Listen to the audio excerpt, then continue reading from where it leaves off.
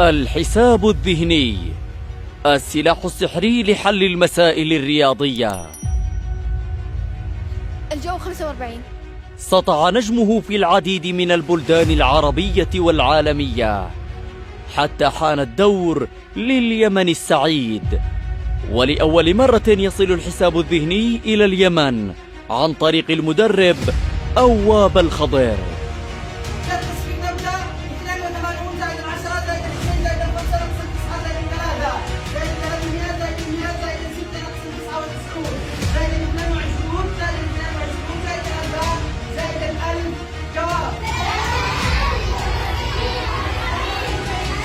ما إن بدأ التدريب ذاع صيته وتفاعل الجمهور بكل حماس.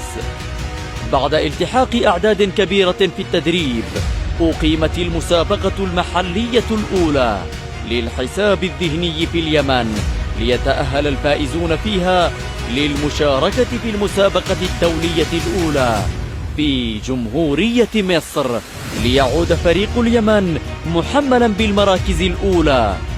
بعد ذلك تعالت وتيرة التدريب لتشمل محافظات يمنية عدة، وأقيمت المسابقة الوطنية الثانية على مستوى الجمهورية، وسلك فريق اليمن من جديد طريق الدولية.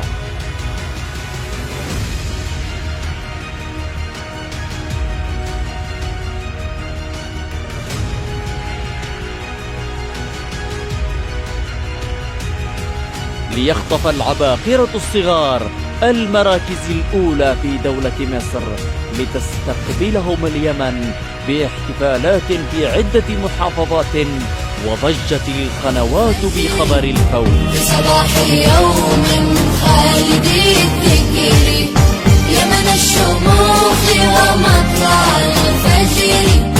في صباح يوم خالد الذكر، حييت منه وطنا بوحدته، اشتهام المجد بالفخر. الله أكبر الله أكبر الله أكبر الله أكبر الله أكبر ملء ساعته، على مدين النصر. روح الإخاء وهذه الشيم لصلاتها في أرضنا حرم.